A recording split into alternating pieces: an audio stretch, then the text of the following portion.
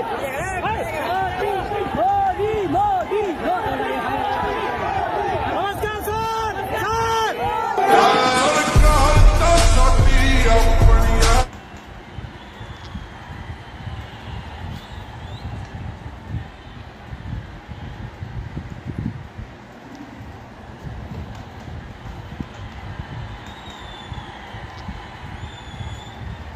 मैं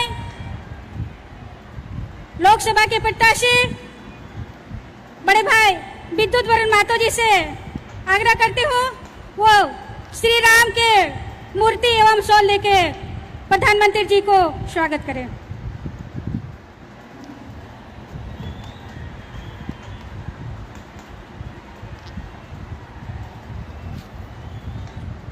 अब मैं केंद्रीय मंत्री जनजातीय मंत्रालय के मंत्री एवं झारखंड प्रदेश के पूर्व मंत्री आदरणीय अर्जुन मुंडा जी एवं सुदेश महतो जी से मैं आग्रह करती हूँ दोनों संयुक्त रूप से पंडित रघुनाथ मुर्मू के फोटो देकर स्वागत करें।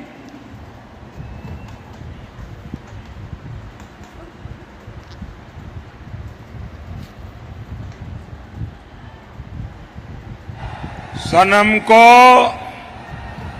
जोतो कोगे जोहार। नमस्कार, मैं रैंकिणी की मिट्टी को प्रणाम करता हूं। हमारा जमशेदपुर यह केवल एक शहर मात्र नहीं है, ये हमारा जमशेदपुर विविधताओं से भरा मिनी हिंदुस्तान है।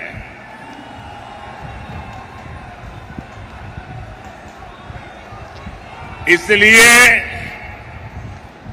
जमशेदपुर का आशीर्वाद मिलना ऐसा लगता है जैसे पूरा देश आशीर्वाद दे रहा है।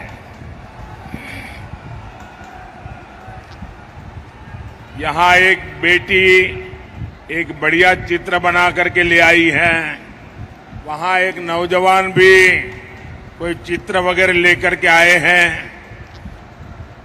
जरा एसपी जी वगैरह उनसे ले लें चित्र। ये बच्चे बड़े उत्साह से देखिए, वो दूसरा एक नौजवान भी ले आया है। हाँ, कलेक्ट कर लीजिए भाई इन बच्चों को। अच्छा, आप अपना नाम लिख देना, मैं आपको चिट्ठी लिखूंगा। पीछे अपना नाम लिख देना, अपना नाम पता आराम से लिखो बेटा, आराम से लिखो। फिर ये मेरे एसपी जी के जो साथी है ना, उनको दे देना। उधर भी जो बेटा है, बेटे आप भी अपना नाम पता लिख देना, मैं चिट्ठी लिखूंगा आपको।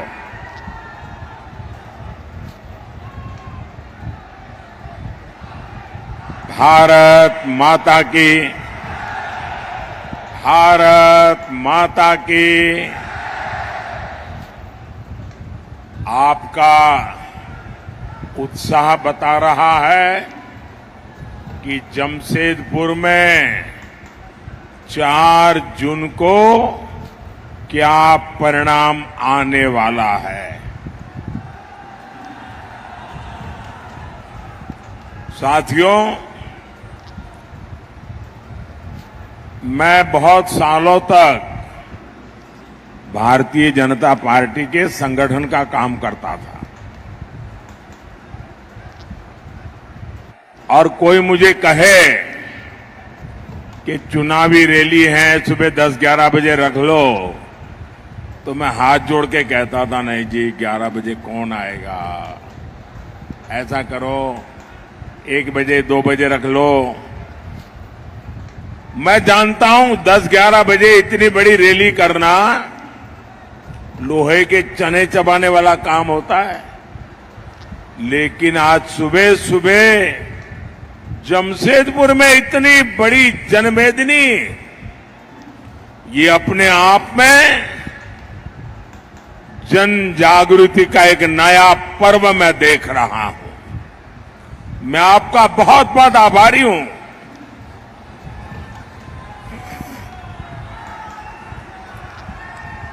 साथियों, लोकसभा चुनाव देश के भविष्य को सशक्त बनाना, मजबूत बनाना, वर्तमान पीढ़ी और आने वाली पीढ़ियों का भी उज्जवल भविष्य निश्चित करने का एक चुनाव है। मेरे प्यारे भाई बहन, ये देश का भविष्य कैसे तय होगा? मैं आपसे पूछता हूं। चुनाव में देश की अर्थव्यवस्था पर बात होनी चाहिए कि नहीं होनी चाहिए?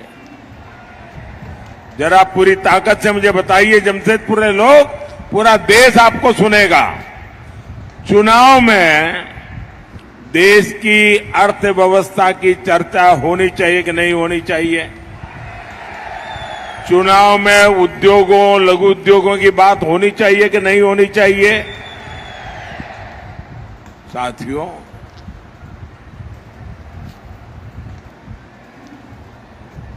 चुनाव में राष्ट्रीय सुरक्षा की बात होनी चाहिए कि नहीं होनी चाहिए? चुनाव में कृषि और वन उपज की बात होनी चाहिए कि नहीं होनी चाहिए? चुनाव में युवाओं के लिए बनते नए अवसरों की बात होनी चाहिए या नहीं होनी चाहिए? चुनाव में हाईवेज, एक्सप्रेसवेज और इंफ्रास्ट्रक्चर पर बात होनी चाहिए कि नहीं होनी चाहिए? लेकिन कांग्रेस वाले, जामुमा वालों को इन सबसे कोई मतलब ही नहीं है। इन्हें विकास का क ख ग ग भी मालूम नहीं है। और इनका तरीका क्या है? झूठ बोलो, जोर से बोलो, बार बार बोलो, इधर भी बोलो, उधर भी बोलो, खड़े खड़े बोलो, नाच नाच के बोलो, झूठी बोलो। और इनके मुद्दे क्या है? गरीब की संपत्ति का एक्सरे करेंगे, उसे छीनेंगे, एससी, एसटी, ओबीसी का आरक्षण छीनेंगे, मोदी जी को रोज नई नई गालियां देंगे। क्या इससे ज्यादा आगे ये सोच ही नहीं सकते क्या? इंडिया अलायंस वाले आपसे झूठ बोलते हैं। इनकी सच्चाई पूरा देश जान गया है। इसलिए पूरा हिंदुस्तान कह रहा है, फिर एक बार, फिर एक बार, फिर एक बार, फिर एक बार। साथियों, झारखंड जैसा राज्य खनिज संपदा में इतना अमीर है, इतना अमीर है, आप कल्पना नहीं कर सकते। लेकिन फिर भी यहां इतनी गरीबी क्यों है? दुर्भाग्य देखिए, आज झारखंड शब्द आपके कान पर पड़ेगा, झारखंड का नाम सुनते ही कौन सा दृश्य सामने आता है? एक ही दृश्य सामने आता है, नोटों के ढेर। झारखंड सुनते ही नोटों के पहाड़ देखने को मिलते हैं। याद करो हर पल भाई कौन झारखंड, अच्छा वो नोटों के ढेर पकड़े गए थे, वो अफसर जेल में है, वो मुख्यमंत्री जेल में सड़ रहे हैं, वो भाइयों बहनों,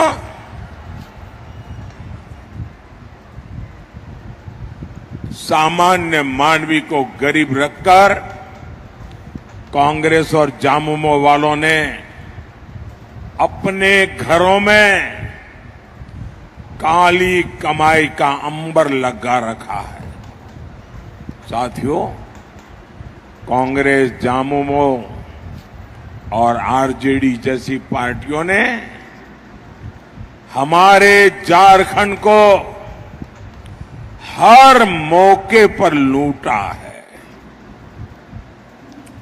और कांग्रेस भ्रष्टाचार की जननी है। कांग्रेस ने 2G घोटाला किया, कोयला घोटाला किया, अनगिनत घोटालों में कांग्रेस ने लूट के रिकॉर्ड बनाए।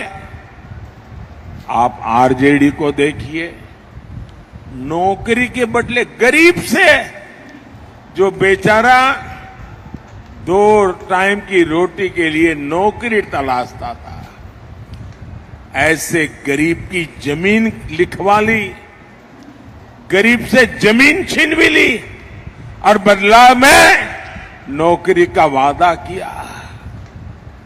झामुमो ने यही गुण, वही आदतें, वही चरित्र कांग्रेस से और आरजेडी से सीखा है। झामुमो ने झारखंड में जमीन घोटाला किया और इन लोगों ने किसकी जमीनें हड़पी? हमारे गरीब आदिवासियों की जमीनें हड़पी, सेना की जमीन तक हड़पने की कोशिश की। सेना की जमीन हड़पना मतलब चोरी करने की आदत कितनी भयंकर होगी, इसका ये उदाहरण है। मैं आपसे पूछता हूं, इनके घरों से जो नोटों के पहाड़ बरामद हुए हैं, वो पैसे किसके हैं? वो पैसे किसके हैं? वो पैसे किसके हैं? वो पैसे किसके हैं? इसके मालिक आप है कि नहीं है? ये आपके बच्चों का हक का पैसा है कि नहीं है? ये आपका पैसा है। भोले भाले मेरे आदिवासी भाई बहनों, दलितों का, पिछड़ा का पैसा है जो इन लोगों ने लूटा है। आप मुझे बताइए, क्या ये लोग अपनी इस काली कमाई में से एक भी रुपया आपके बच्चों को देते क्या? और ये लूट करते हैं ना, तो क्या कहते हैं? अरे भाई अरबों खरबों लूट लेंगे और वकील को क्या है, अरे जो चाहिए दे देंगे, अदालत से निकल जाएंगे और फिर तो मौज ही मौज है। यानी वकील के लिए भी आपका चोरी का पैसा, ये खेल है इनका। लेकिन मोदी इन बेईमानों के ठिकानों से पैसा बरामद करवा रहा है।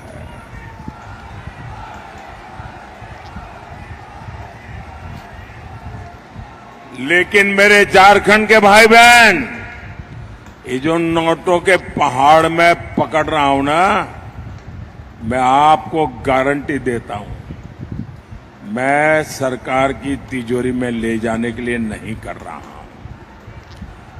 मैं ये खोजूंगा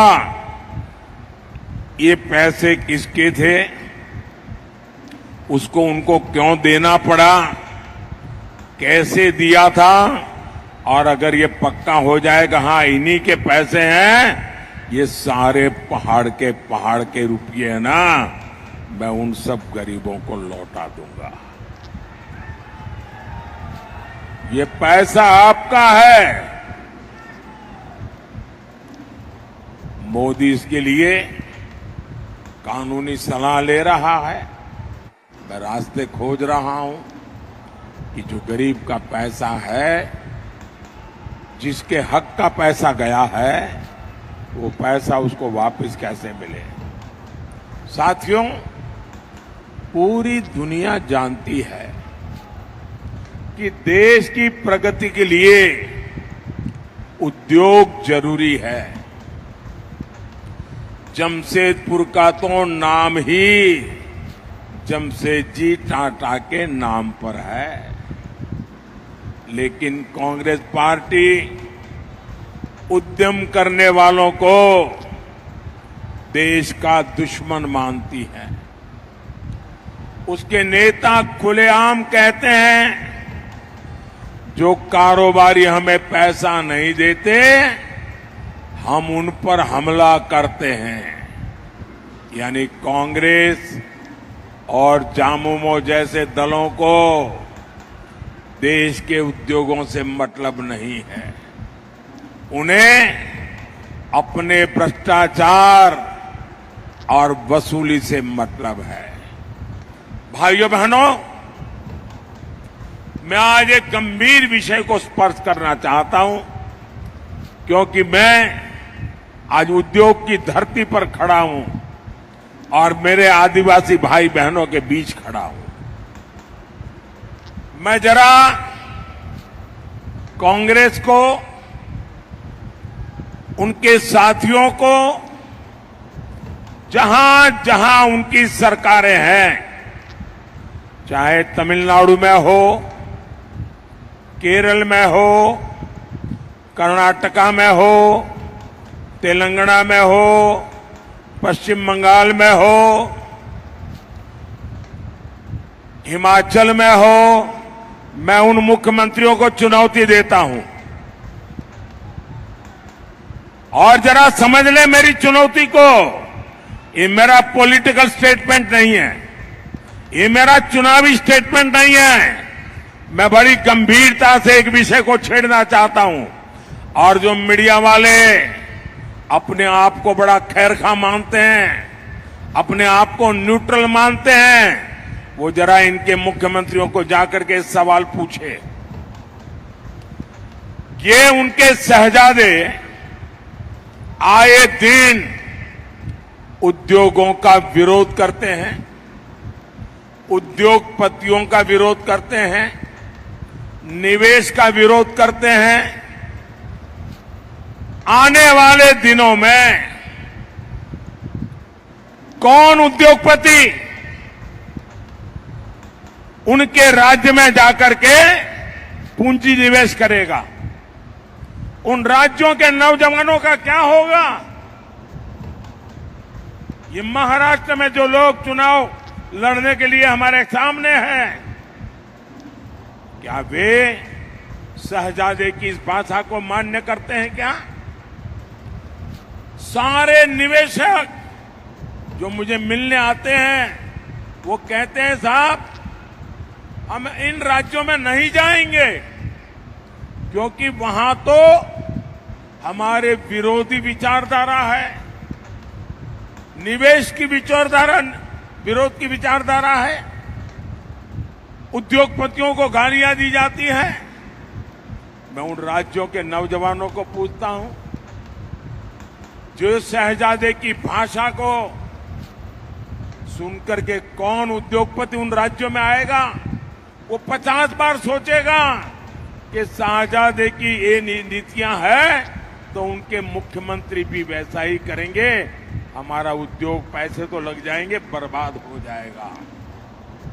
और फिर चिल्लाना मत कि हमारे यहां से उद्योग चले गए, फलाने राज्य में गए, टिकने राज्य में गए। ये आपके शहजादे की भाषा के कारण आज दुनिया से इतने उद्योगकार आ रहे हैं, आपके राज्य में आने को कोई तैयार नहीं है, निवेश करने को तैयार नहीं है। और मुझे, मेरे लिए हिंदुस्तान के किसी भी कोने का नौजवान वो मेरा अपना है।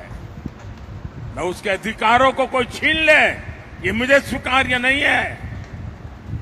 और इसलिए कांग्रेस के, इंडिया अलायंस के, टीएमसी के ये जितने मुख्यमंत्री हैं वो स्पष्ट करे, ये जो शहजादे की भाषा है, उद्योगकारों के खिलाफ जो बोला जा रहा है, उद्योगों के खिलाफ बोला जा रहा है, निवेश के खिलाफ बोला जा रहा है, देश के नौजवानों की जिंदगी तबाह करने की भाषा बोली जा रही है, क्या ये सारे मुख्यमंत्री उससे सहमत है कि विरोध में है? कोई निवेशक उनके यहां नहीं आएगा और फिर दूसरे राज्यों में चले जाएंगे और आप रोते बैठोगे और आपके राज्य के नौजवानों को पलायन करके उन राज्यों में जाना पड़ेगा जहां उद्योग लग रहे हैं। भाइयों बहनों, ये कांग्रेस की भाषा, ये शहजादे की भाषा पूरी तरह नक्सली भाषा है, माओवादी भाषा है। और नक्सली भी तो बिना रंगदारी लिए किसी कारोबारी को काम नहीं करने देते थे। आज मोदी ने नक्सलियों की कमर तोड़ दी है, इसलिए आज रंगदारी की जिम्मेदारी कांग्रेस और जामुओं ने उठा के ली है।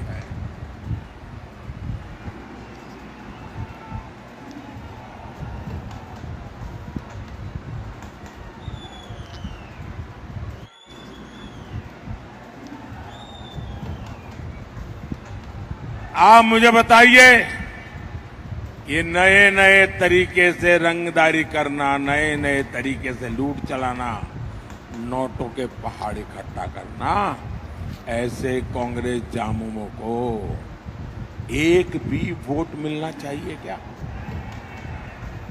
जरा पूरी ताकत से इन लोगों को एक भी वोट मिलना चाहिए क्या? हर बूथ में से इनका सफाया होना चाहिए कि नहीं होना चाहिए? साथियों, कांग्रेस जैसे दलों ने कभी भी आपकी परवाह नहीं की। इन लोगों ने 60 साल तक गरीबी हटाओ का झूठा नारा दिया। ये मोदी है जो गरीब मां का बेटा है। गरीबी का दर्द क्या होता है वो जो जानता है, जी करके आया है। और इसलिए मैं 10 साल से लगा हूं और अब तक 25 करोड़ गरीबों को गरीबी से बाहर निकाल करके लाया। कांग्रेस ने गरीबों को बैंकों में दरवाजे तक नहीं जाने दिया। मोदी ने 52 करोड़ देशवासियों के जनधन खाते खोले, बैंक के दरवाजे खोल दिए। हमारे देश में करोड़ों गरीबों को सर पर छत भी नसीब नहीं थी। मोदी ने 4 करोड़ गरीबों को पक्का घर बना करके दिया है। 4 करोड़ पक्का घर आजादी के इतिहास की बहुत बड़ी घटना है जी। कांग्रेस सरकार में देश के 18,000 गांव 18वीं शताब्दी में जीते थे, बिजली नहीं थी भाइयों। देश के हर गांव तक बिजली पहुंचाने का काम ये आपकी गरीब मां के बेटे ने किया है। कांग्रेस ने देश के करोड़ों घरों को साफ पानी से भी वंचित रखा। ये मोदी है जो हर घर नल से जल पहुंचाने में जुटा है। साथियों, कांग्रेस जामुमो आरजेडी के शासन में जमशेदपुर जैसे शहरों की दशकों तक उपेक्षा हुई। कुछ समय पहले तक रांची से जमशेदपुर पहुंचने में 6 घंटे लगते थे।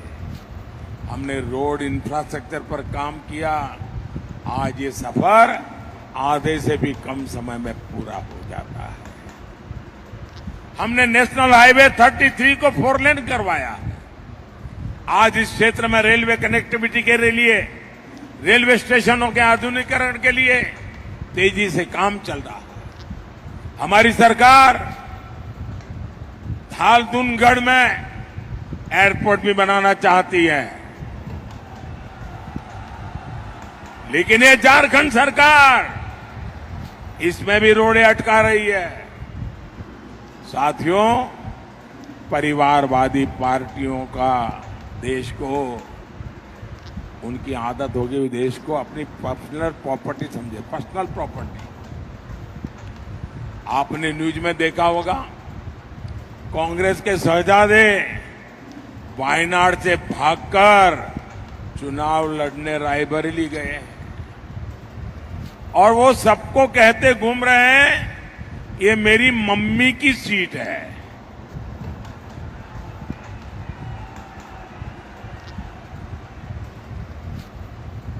अरे कोई बच्चा स्कूल में पढ़ने जाता है ना, तो भी ये नहीं कहता है कि मेरे पापा की स्कूल है, भले वो पापा वहां पढ़े हो, ये कहते हैं मेरी मम्मी की सीट है। 8 साल का बच्चा भी ऐसा नहीं बोलता है जी। उनकी माता जी भी वहां गई प्रचार करने के लिए और रायबरेली में जाके कहा कि वो अपना बेटा उनको सौंप रहे हैं। रायबरेली में उनको 50-50 साल से इस परिवार की सेवा करने वाला एक भी कार्यकर्ता नहीं मिला जिनको वो रायबरेली में पसंद करना चाहते हो। ये प्रॉपर्टी का भाव। और भाइयों बहनों, रायबरेली वाले पूछते हैं कि बेटे को रायबरेली देने आई हो, लेकिन रायबरेली में जब कोविड के कारण लोग परेशान थे, क्या आपको एक बार रायबरेली आने का मौका नहीं मिला क्या? क्या आपने रायबरेली में आकर के कोविड के समय भी क्या एक बार भी पूछा है कि आपका हाल क्या है? और आज कह रही हो कि आप अपने बेटे को रायबरेली सुपुर्द कर दो। आप कल्पना करिए, हमारे लोकतंत्र का मंदिर, हमारी सांसद, ये परिवारवादी लोग संसदीय सीटों का वसीयतनामा लिख रहे हैं। भाइयों बहनों, ये वही लोग हैं जो आपकी विरासत पर टैक्स लगाने की बात करते हैं। यानी जीवन भर कमाएंगे आप, लेकिन आपकी कमाई आपके बच्चों को नहीं मिलेगी। उसे हड़पेगी कांग्रेस, लेकिन संसद की सीट इन्हें अपनी खानदानी जायदाद लगती है। खुद रिटायर हो रहे हैं तो पार्टी के कार्यकर्ता को मौका नहीं मिलेगा, सीट बेटे को मिलेगी। बेटी आप तस्वीर लेके आई हो, थक जाओगी ऐसे खड़े खड़े। जरा ये तस्वीर भी जरा एसपीजी वाले उन बेटी से ले लेना। अपना नाम पता लिख देना बेटा, नाम पता लिख देना। ऐसी परिवारवादी पार्टियों से हमें झारखंड को बचा करके रखना है। साथियों, परिवारवादी इंडी गठबंधन वालों ने सबसे ज्यादा नुकसान दलित, पिछड़ा और आदिवासी समाज का किया है। खरसावां और गुआ गोली कांड को कौन भूल सकता है? कांग्रेस सरकार ने आम लोगों को, आदिवासियों को यहां सामूहिक नरसंहार किया था। कांग्रेस को आदिवासी समाज ने नफरत रही है। आजादी की लड़ाई में हमारे आदिवासी समाज ने कितने बलिदान दिए, लेकिन कांग्रेस ने किसका इतिहास पढ़ाया? केवल एक परिवार का। जब बीजेपी सत्ता में आई तो हमने आदिवासी गौरव के लिए दिन रात काम किया। हमने भगवान बिरसा मुंडा की जयंती पर जनजातीय गौरव दिवस मनाने की शुरुआत की। आज हम देश भर में आदिवासी सेनानियों के म्यूजियम बना रहे हैं। हमने पहली बार एक आदिवासी महिला द्रौपदी मुर्मू जी को देश की राष्ट्रपति बनाया है।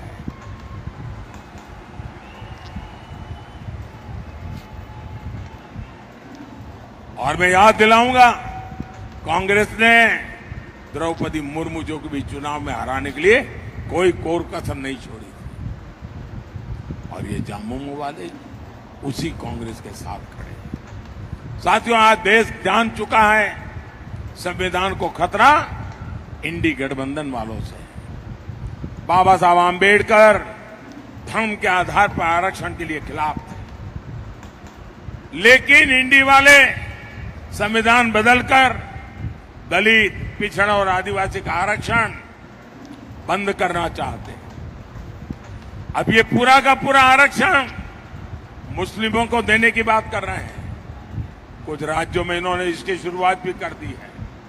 मोदी ने 23 अप्रैल से चुनौती दे रहा है कि वे लिखित में दे कि एससी, एसटी, ओबीसी का आरक्षण छीनकर उसे मुसलमानों को नहीं देंगे। लेकिन आज 25 दिन हो रहे हैं, कांग्रेस और इंडी वाले चुप बैठ करके अपने पाप की तैयारी कर रहे हैं। साथियों, 25 मई को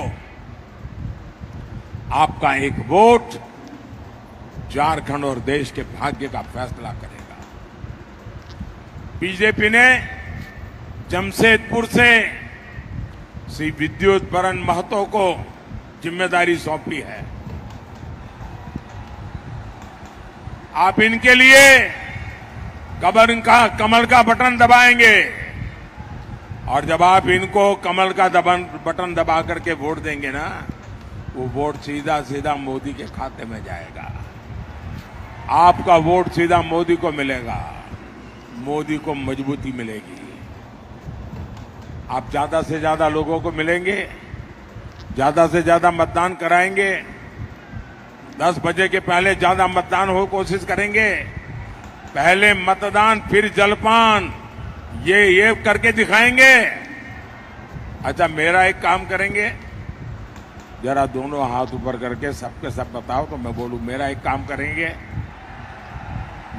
काम करेंगे, यहां से जाकर ज्यादा से ज्यादा घरों में जाइए, ज्यादा से ज्यादा परिवारों में मिलिए और मिलकर के कहिए कि मोदी जी जमशेदपुर आए थे और मोदी जी ने परिवार के सबको प्रणाम कहा है। मेरा प्रणाम कह देंगे।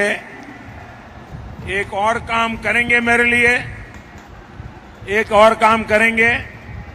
हमारे यहां हर गांव में ग्राम देवता का मंदिर होता है, छोटा सा भी मंदिर होता है। आप जाकर के वहां जरूर प्रणाम करना, मेरी तरफ से मत्था टेकना और कहना, देश के उज्जवल भविष्य के लिए परमात्मा हम सबको आशीर्वाद दे। मेरे साथ बोलिए, भारत माता की, भारत माता की, भारत माता की। बहुत बहुत धन्यवाद।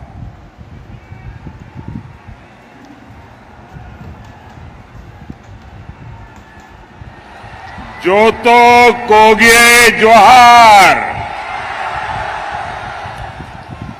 नमस्कार। मैं रैंकिणी की मिट्टी को प्रणाम करता हूं।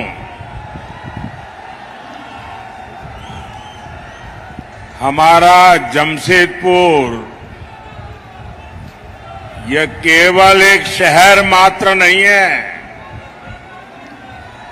ये हमारा जमशेदपुर विविधताओं से भरा मिनी हिंदुस्तान है।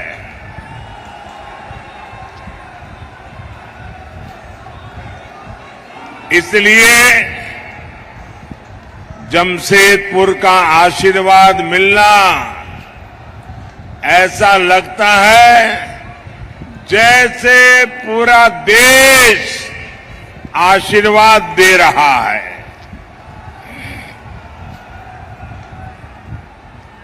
यहां एक बेटी एक बढ़िया चित्र बना करके ले आई है, वहां एक नौजवान भी कोई चित्र वगैरह लेकर के आए हैं। जरा एसपी जी वगैरह उनसे ले लें चित्र। ये बच्चे बड़े उत्साह से देखिए, वो दूसरा एक नौजवान भी ले आया है। हाँ, कलेक्ट कर लीजिए भाई इन बच्चों को। अच्छा, आप अपना नाम लिख देना, मैं आपको चिट्ठी लिखूंगा। पीछे अपना नाम लिख देना, अपना नाम पता आराम से लिखो बेटा, आराम से लिखो। फिर ये मेरे एसपी जी, ये जो साथी है ना, उनको दे देना। उधर भी जो बेटा है बेटे आप भी अपना नाम पता लिख देना, मैं चिट्ठी लिखूंगा आपको।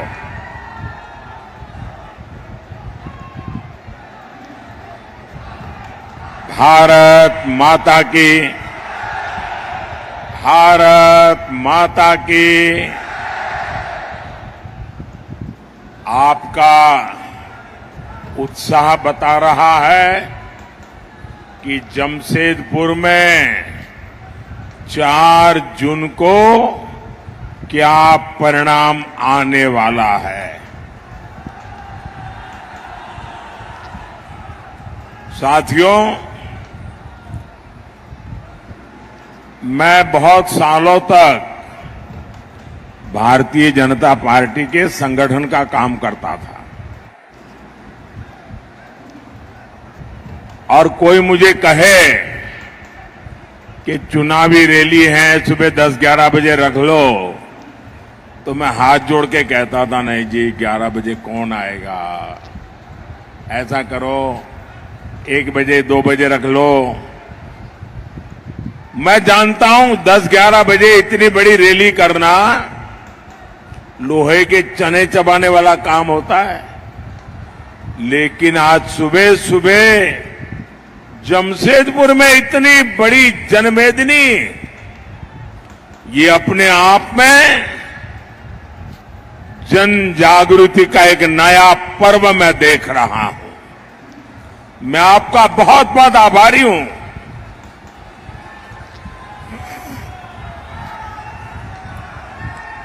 साथियों, लोकसभा चुनाव देश के भविष्य को सशक्त बनाना, मजबूत बनाना,